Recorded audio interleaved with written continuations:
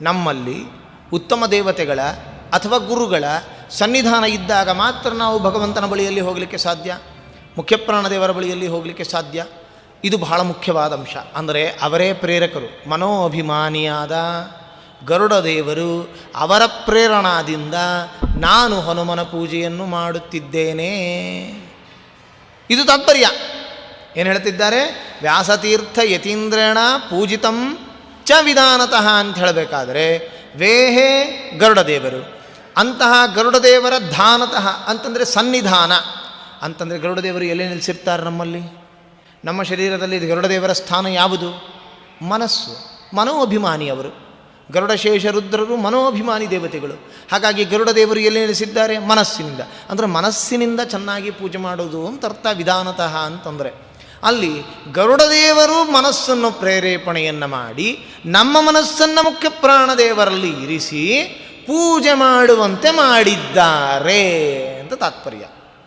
ಪೂಜಿತಂಚ ವಿಧಾನತಃ, ಹನುಮಂತ ದೇವರು ನನ್ನ ಕೈಯಿಂದ ಚೆನ್ನಾಗಿ ಪೂಜೆಯನ್ನು ಸ್ವೀಕಾರ ಮಾಡ್ತಿದ್ದಾರೆ. ಹಾಗೆ ಪೂಜೆಯನ್ನು ಮಾಡಲಿಕ್ಕೆ ಕಾರಣವಾದದ್ದು ನನ್ನ ಮನಸ್ಸು ಅಲ್ಲ, ನನ್ನ ಮನಸ್ಸನ್ನು ಪ್ರೇರಣೆ ಮಾಡುವ ಗರುಡದೇವರು. ವೀಹಿ ಅಂತಂದರೆ ಗರುಡದೇವರು. ಅಂತಹ ಗರುಡದೇವರಿಂದ ಪ್ರೇರೇಪಿತರಾಗಿ ಅವನೇ ಮುಖ್ಯಾಧಿಕಾರಿ. ಹನುಮಂತ ದೇವರನ್ನು ಪೂಜೆ ಮಾಡಲಿಕ್ಕೆ ಮುಖ್ಯಾಧಿಕಾರಿ ಯಾರಪ್ಪ? ಗರುಡದೇವರೇ. ಪರಮಾತ್ಮನನ್ನು ಪೂಜೆ ಮಾಡಲಿಕ್ಕೆ ಮುಖ್ಯಾಧಿಕಾರಿ ಯಾರು? ಲಕ್ಷ್ಮೀದೇವಿಯವರು. ಲಕ್ಷ್ಮೀನಾರಾಯಣ ದೇವರನ್ನು ಚೆನ್ನಾಗಿ ಪೂಜೆ ಮಾಡಲಿಕ್ಕೆ ಮುಖ್ಯ ಅಧಿಕಾರಿಗಳು ಯಾರು? ಚತುರ್ಮುಖ ಬ್ರಹ್ಮ ಮತ್ತು ವಾಯುದೇವರು. ಹಾಗೆಯೇ ವಾಯುದೇವರನ್ನು ಪೂಜೆ ಮಾಡಲಿಕ್ಕೆ ಮುಖ್ಯ ಅಧಿಕಾರಿ ಯಾರು ಅಂತಂದರೆ ಗರುಡದೇವರು. ಅವರ ಸನ್ನಿಧಾನ ಇರದ ಹೊರತು, ಅವರು ನಮ್ಮ ಮನಸ್ಸಿನಲ್ಲಿ ನೆಲೆಸದ ಹೊರತು ಗರುಡದೇವರು ನಾವು ಮುಖ್ಯ ಪ್ರಾಣದೇವರಿಗೆ ಶರಣು ಹೋಗಲಾರೆವು, ನಾವು ಮುಖ್ಯ ಪ್ರಾಣದೇವರನ್ನು ಪೂಜೆ ಮಾಡಲಾರೆವು. ಮನಸ್ಸು ನಿಲ್ಲದ ಹೊರತು ಮುಖ್ಯ ಪ್ರಾಣ ನಮ್ಮ ಪೂಜೆಯನ್ನು ಸ್ವೀಕಾರ ಮಾಡೋಲ್ಲ. ಹಾಗಾಗಿ ವಿಧಾನತಃ ಶಬ್ದದಿಂದ ನಮ್ಮ ಮನಸ್ಸು ಚೆನ್ನಾಗಿ ಮುಖ್ಯ ಪ್ರಾಣದೇವರಲ್ಲಿ ನಿಲ್ಲಬೇಕು ಅಂತಂದರೆ ಗರುಡದೇವರು ಪ್ರೇರಣೆ ಮಾಡಬೇಕು ಮನಸ್ಸಿಗೆ. ಅದಕ್ಕೆ ವಿಧಾನತಃ ಶಬ್ದ ಇಟ್ಟಿದ್ದಾರೆ. ಒಂದು ತಾತ್ಪರ್ಯ. ಅಥವಾ ವೀಣಾಂ ಧಾನತಃ ಅಂತಂದರು. ವೀಣಾಂ ಅಂತಂದ್ರೇನು? ವಿಶಿಷ್ಟರಾದ ಅಂತರ್ಥ. ವಿಶಿಷ್ಟರಾದವರು ಯಾರು? ಭಾರತೀ ಮೊದಲಾದ ದೇವತೆಗಳು. ಯಾರು? ವಿಶಿಷ್ಟರಾದವರಲ್ವ ಅವರೆಲ್ಲ. ಏನು ಅಮೋಘವಾಗಿರತಕ್ಕಂತಹ ತತ್ವಜ್ಞಾನದಿಂದ ಯುಕ್ತರಾಗಿದ್ದಾರೆ, ಅನವರತ ಭಗವಂತನ ಸೇವೆಯನ್ನು ಮಾಡುವವರಾಗಿದ್ದಾರೆ, ಅಪ್ರತಿಮವಾದ ಪೂಜೆಯನ್ನು ಭಗವಂತನಿಗೆ ಸಲ್ಲಿಸುವವರಾಗಿದ್ದಾರೆ, ಭಗವಂತನ ಆಜ್ಞಾವನ್ನು ವಿಶೇಷವಾಗಿ ಪಾಲನೆ ಮಾಡುವವರಾಗಿದ್ದಾರೆ, ಯಾವ ಕಾರಣದಿಂದಲೂ ತಿರೋಧಾನಾದಿಗಳು ಇಲ್ಲದವರಾಗಿದ್ದಾರೆ. ಅಂತಹ ಭಾರತೀ ಮೊದಲಾಗಿರತಕ್ಕಂತಹ ದೇವತೆಗಳು ವಿಶಿಷ್ಟರು ಅಂತ ಕರೆಸಿಕೊಳ್ಳುತ್ತಾರೆ. ವೀಣಾಂ, ವಿಶಿಷ್ಟರಾಗಿರತಕ್ಕಂತಹ ಭಾರತೀ ಮೊದಲಾದ ದೇವತೆಗಳು ಅವರ ಸನ್ನಿಧಾನ ಬಲ ವಿಶೇಷದಿಂದಾಗಿ ಹನುಮನ ಪೂಜೆ ಅಂದರು. ಅಂದರೆ ಪೂಜಿತಂಚ ವಿಧಾನತಃ ಅಂತಂದರೆ ವಿಶಿಷ್ಟರಾದ ಭಾರತೀ ಮೊದಲಾದ ದೇವತೆಗಳ ಸನ್ನಿಧಾನ ಬಲದಿಂದಾಗಿ ಮುಖ್ಯ ಪ್ರಾಣದೇವರ ಪೂಜೆ ನಡೀತಾ ಇದೆ ಅಂತ ತಾತ್ಪರ್ಯ. ಹೌದು, ಭಾರತೀ ಮೊದಲಾದವರು ನಮಗೆ ಅನುಗ್ರಹ ಮಾಡಲಿಲ್ಲ, ಮುಖ್ಯ ಪ್ರಾಣದೇವರನ್ನು ಹೇಗೆ ಪೂಜಿಸಲಿಕ್ಕೆ ಸಾಧ್ಯ ಆಗುತ್ತೆ? ಭಾರತೀ ಯಾರು? ವಾಗಭಿಮಾನಿ ದೇವತೆ. ನಮಗೆ ಒಂದು ಸ್ತೋತ್ರ ಮಂತ್ರ ಬರಬೇಕು ಅಂತಂದರೆ ಭಾರತೀ ದೇವಿಯವರ ಅನುಗ್ರಹ ಆಗಬೇಕು. ಒಂದು ಶಾಸ್ತ್ರದ ತಾತ್ಪರ್ಯಗಳನ್ನು, ಪುರಾಣ ವಾಕ್ಯಗಳ ತಾತ್ಪರ್ಯಗಳು ಅರ್ಥ ಆಗಬೇಕು ಅಂತಂದರೆ ಕೃತಿರಮಣ ಪ್ರದ್ಯುಮ್ನ ನಂದನೆ ಚತುರ್ವಿಂಶತಿ ತತ್ವಪತಿ ದೇವತೆಗಳಿಗೆ ಗುರುವೆನಿಪ ಮಾರುತನ ನಿಜ ಪತ್ನಿ ಅಂದಿದ್ದಾರೆ. ಎಲ್ಲರಿಗೂ ಗುರು ಸಮಾನಳಾದ ಭಾರತೀ ದೇವಿಯವರ ಅನುಗ್ರಹ ಇಲ್ಲದಿದ್ದರೆ ಭಾರತ ರಹಸ್ಯಗಳನ್ನು, ಭಾರತ ಪುರಾಣ ಇತಿಹಾಸ ಗ್ರಂಥಗಳ ರಹಸ್ಯಗಳು ಅರಿವಿಗೆ ಬರೋದೇ ಇಲ್ಲ.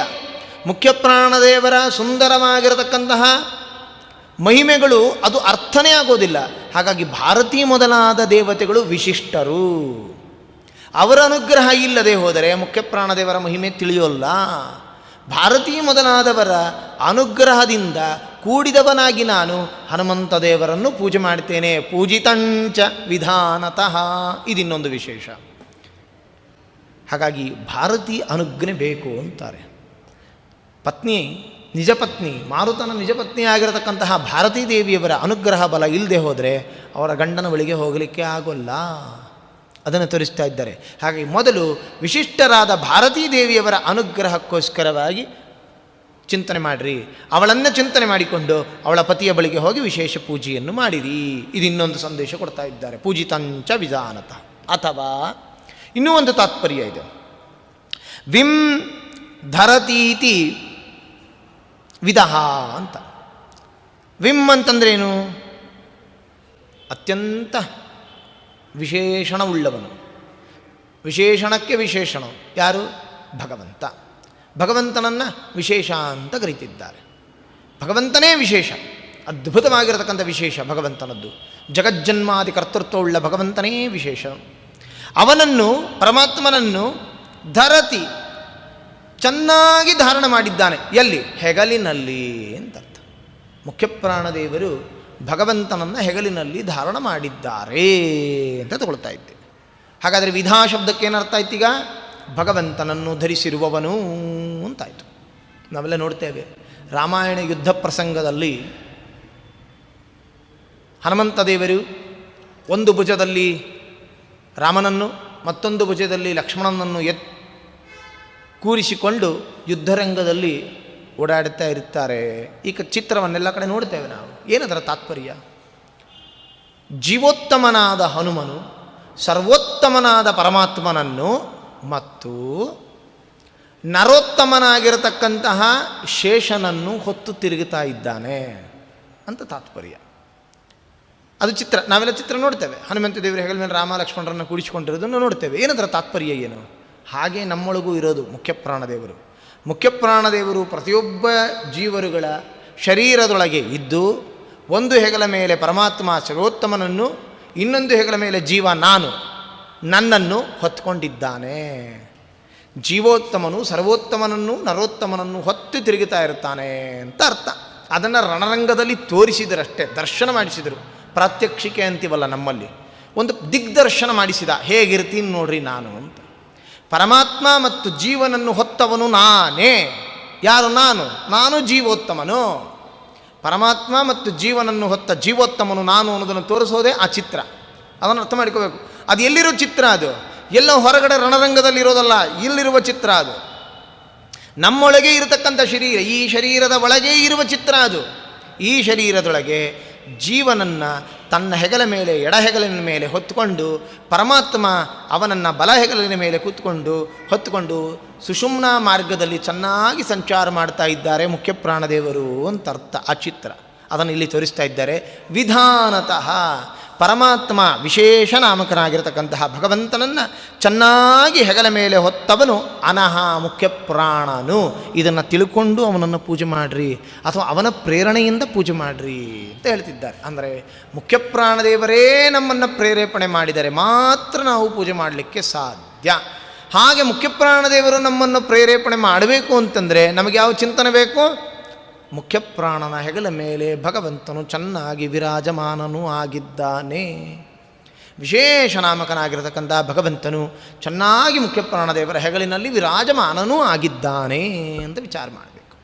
ಹೀಗೆ ವಿಧಾನತಃ, ಹೀಗೆ ನಾನಾ ಅರ್ಥಗಳಿಂದ ವ್ಯಾಸರಾಜ ಗುರು ಸಾರ್ವಭೌಮರು ಪೂಜಾ ಚಿಂತನೆಯನ್ನು ನಮಗೆ ತಂದು ಕೊಡ್ತಾ ಇದ್ದಾರೆ. ಇದು ಭಗವಂತ ಮುಖ್ಯಪ್ರಾಣದೇವರನ್ನು ಪೂಜೆ ಮಾಡುವ ಕ್ರಮ ತಿಳಿಸಿಕೊಟ್ಟಿದ್ದಾರೆ, ಅನುಸಂಧಾನದ ಕ್ರಮ ತಿಳಿಸಿಕೊಟ್ಟಿದ್ದಾರೆ. ಹಾಗಾಗಿ ಈ ಅನುಸಂಧಾನ ಮೊದಲಿಗೆ ಹೇಮಕಾಂತಿ ಸಮಪ್ರಭನೂ ಅಂತ ಅನುಸಂಧಾನ ಮಾಡಿಕೊಳ್ಳೋದರಿಂದ ಲಕ್ಷ್ಮೀನಾರಾಯಣ ದೇವರು ಅವರ ಪುತ್ರನು ಅನ್ನುವ ಚಿಂತನೆ ಬರ್ತದೆ. ಅದಾದ ನಂತರದಲ್ಲಿ ವ್ಯಾಸತೀರ್ಥ ಯತೀಂದ್ರಣ ಅಂತ ಹೇಳಿದ್ದರಿಂದ ಅದು ಅನೇಕ ಯತಿಗಳ ವೃಂದ ಪೂಜಿಸಲ್ಪಡ್ತಾ ಇರತಕ್ಕಂಥದ್ದು ಅನ್ನೋದು ಸೂಚನೆ ಬರ್ತಾ ಇದೆ.